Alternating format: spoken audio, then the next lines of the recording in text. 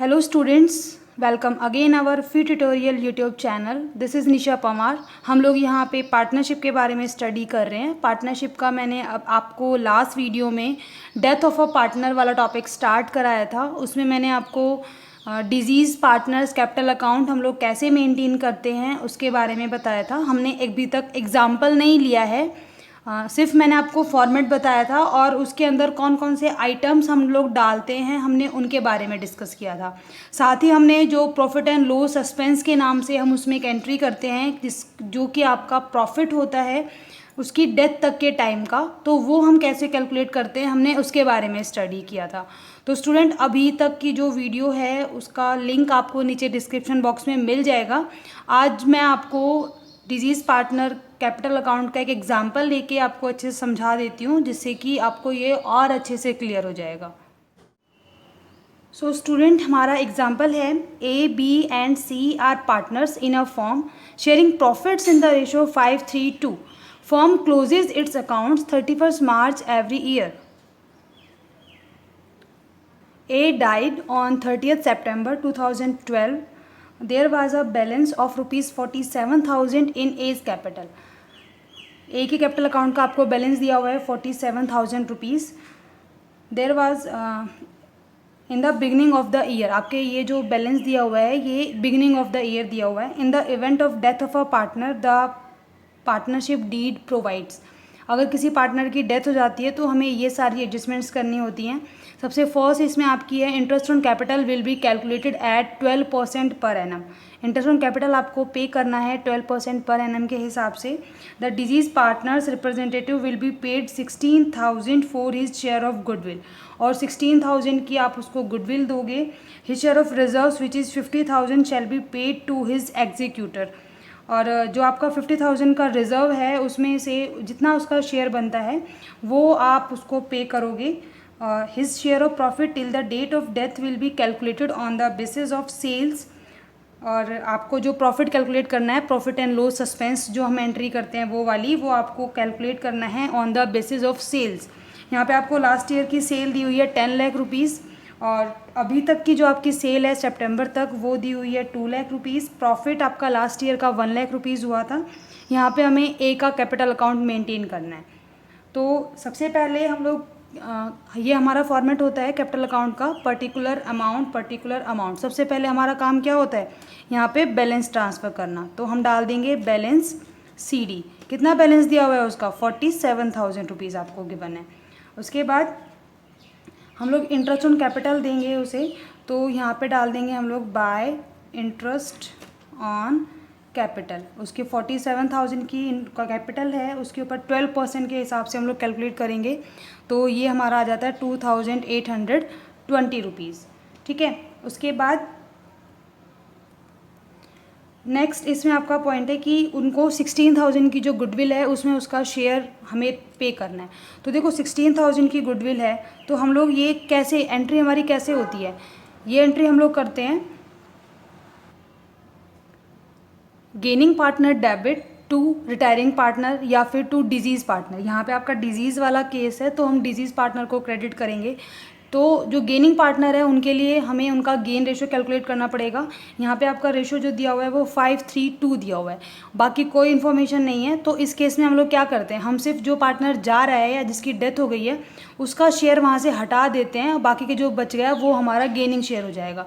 तो 16,000 से आपका जो गेनिंग शेयर है वो है 3:2. तो इसके हिसाब से हम लोग एंट्री कर देंगे B debit C debit to A.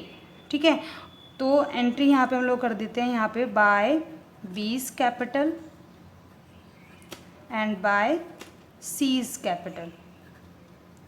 Amount आप 16,000 को 3:2 में डिस्ट्रीब्यूट करोगे. 16,000 इंटू 3/5 और 16,000 इंटू 2/5 कैलकुलेट करेंगे इसको हम. 5 3 जा 15 5 2 जा 10 0 0 ये आपका आ जाएगा 9,400.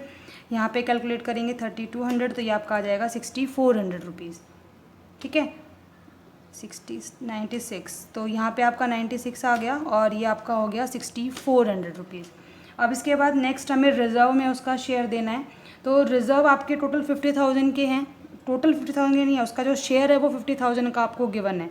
तो यहाँ पे हम डाल देंगे बाय रिजर्व्स, ये आपके आ जाएंगे 50,000 रुपीज़ के। ठीक है, अभी इसके बाद हमें कैलकुलेट करना है अपना profit and loss suspense account. हम उसको यहाँ पे एंट्री करते हैं by profit and loss suspense account के नाम से। और क्वेश्चन में आपको मेंशन है कि आपको सेल्स के अकॉर्डिंग अपनी जो प्रॉफिट है वो कैलकुलेट करना है। तो देखो लास्ट ईयर की जो सेल थी वो आपकी थी 10 लाख रुपीज़ और प्रॉफिट आपको हुआ था 1 लाख। तो सबसे पहले हम लोग यहाँ पे कैलकुलेट कर लेंगे प्रॉफिट परसेंटेज। परसेंटेज आपकी निकलेगी 1 लाख अपॉन 10 लाख इंटू 100। ठीक है, तो ये कैलकुलेट होके आपके आ जाएगी 10%, मतलब कि आपको 10% का प्रॉफिट हो रहा है आपकी सेल पे। तो सितंबर तक की आपकी जो सेल दी हुई है, सितंबर तक की जो सेल दी हुई है, सेल्स टिल सितंबर आपको गिवन है 2 लाख रुपीज़। तो 2 लाख रुपीज़ पे आपको 10% का प्रॉफिट हम लोग एस्टिमेट कर लेते हैं। तो ये कैलकुलेट होके आपका आ जाता है 20,000। अब इस 20,000 में ये आपका टोटल प्रॉफिट निकला अभी तक की सेल का। तो इसमें ए जा रहा है तो ए का हम लोग शेयर कैलकुलेट कर लेंगे। ए का शेयर कितना है 5/10। तो ए शेयर हम लोग यहाँ पे निकाल लेते हैं, ए शेयर इन प्रॉफिट। तो ये आपका हो जाएगा 20,000 इंटू 5/10। तो कैलकुलेट करने पे हमारा आ गया 10,000 रुपीज़। तो ये एंट्री हम यहाँ पे कर देंगे by profit and loss suspense account. यहाँ पे डाल दो आप प्रॉफिट की, ये हमने किसकी एंट्री की है, प्रॉफिट के लिए एंट्री की है। तो ये हमारा आ गया 10,000 बस। और इसके अलावा आपको कोई ट्रांजेक्शन नहीं दी हुई है, चारों की चारों ट्रांजेक्शन हमने कर दी। अब क्या करेंगे हम लोग टोटल करते हैं। तो टोटल यहाँ पे आपका बनता है 1,25,820। और ये डिजीज़ पार्टनर है तो इसमें पार्टनर को पैसे नहीं मिलते हैं, ना ही हम उसके लोन अकाउंट में ट्रांसफ़र करेंगे। हम किसको देंगे, हम एक एग्जीक्यूटर को पेमेंट करेंगे। ठीक है, और आपको पेमेंट के बारे में यहाँ पे कुछ भी मेंशन नहीं है, तो हम लोग सीधा उसके अकाउंट में ट्रांसफ़र कर देते हैं, उसके अकाउंट में एंट्री कर देते हैं। और अगर आगे फ्यूचर में जैसे भी पेमेंट के लिए बोली जाएगी हम लोग उस हिसाब से पेमेंट कर देंगे। तो ये आ जाएगा आपका एज एग्जीक्यूटर अकाउंट। तो यहाँ पे पूरा का पूरा बैलेंस हम लोग डाल देंगे और ये हमारा हो गया अकाउंट क्लोज्ड।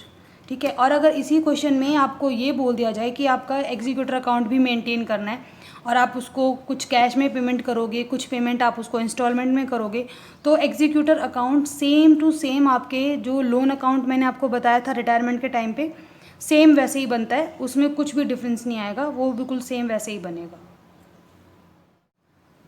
एंड अभी तक जो हम ये टॉपिक कर रहे थे तो ये सारे टॉपिक्स हमारे थे रिकॉन्स्टिट्यूशन ऑफ अ फॉर्म के, कि अगर कोई भी फॉर्म रिकॉन्स्टिट्यूट होती है, रिकॉन्स्टिट्यूट मतलब कि एक फॉर्म का एंड हो जाना, उसमें कुछ चेंजेस आके एक नई फॉर्म स्टार्ट होना। ठीक है, एक तरह से पुनर्निर्माण हम बोल सकते हैं फॉर्म का।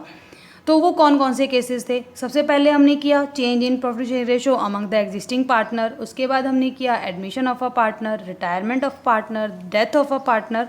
तो ये सारे टॉपिक हमने ऑलमोस्ट हमारे सब कवर हो गए हैं।